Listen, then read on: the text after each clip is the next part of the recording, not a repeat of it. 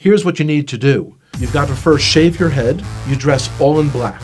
You've got to wear a white robe, eat only kosher foods. You've got to become a vegetarian. You face Jerusalem. You've got to face India when you pray.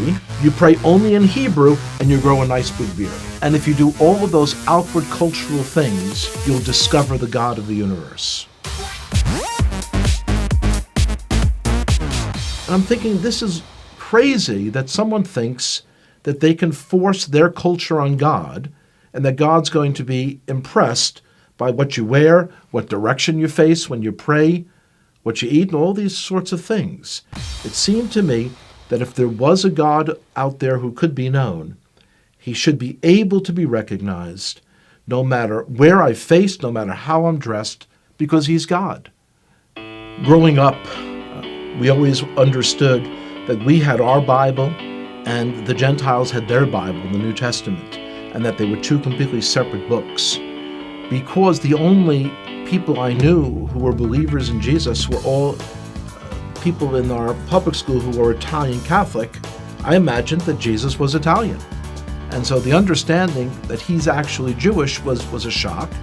And then to hear that the New Testament was written by Jews, I couldn't believe it. My expectation was that the New Testament was like my grandparents had told me. It was a book on how to persecute the Jews, and it's something you should stay away from.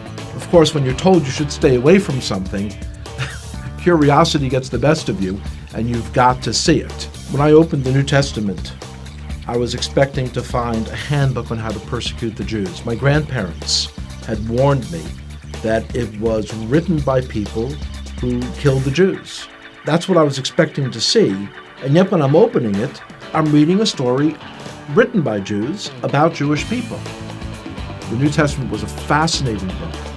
And so as I opened this book in the library, I kind of looked around, made sure that none of my friends had seen me taking a Christian Bible off the shelf. And I opened it. Here's the first sentence.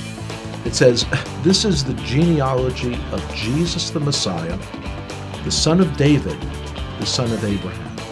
So 3 people are mentioned, and they're all Jewish. I was very shocked.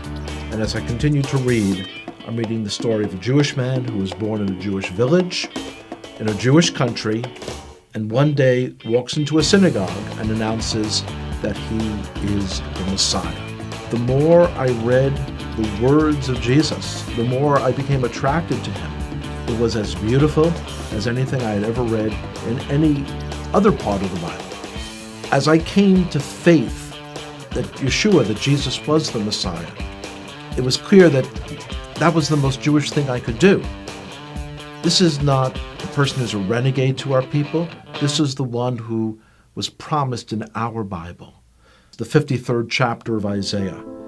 It is astonishing. If you would just read that chapter, just without the Bible being around it, you would say, oh, this is some Christian Bible. This is Jesus. When you realize, though, that it's in the middle of our Bible, our Jewish Bible. When I first came to faith, I dared not tell my father, because this is a time period in the 1970s when there were lots of gurus and cults, and he was very concerned about me getting involved in some crazy sect and going off someplace. So I waited for months, and when I finally told him, he was very skeptical. On his own then, he started to read about Jesus as well. About 1.5 years later, I told him that the fellow who wrote one of the books that he had read, that this fellow was giving a lecture in the city of New York. And he agreed to come out to hear that person. And one of the most amazing moments of my life was the speaker said, "Would everyone here who is a Jewish believer in Jesus, would you raise your hand?" And I raised my hand. My father also raised his hand. And I looked over and I said, "Pop," he didn't say would all the Jews raise their hand. He said, would all the Jewish believers in Jesus raise their hand? And my father looked over and he said, yes, I heard what he said.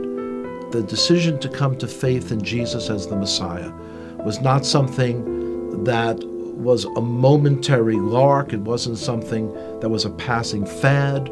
And I could see changes in myself that I knew were not from within myself. I had kind of tapped in to a truth for our Jewish people that was very powerful.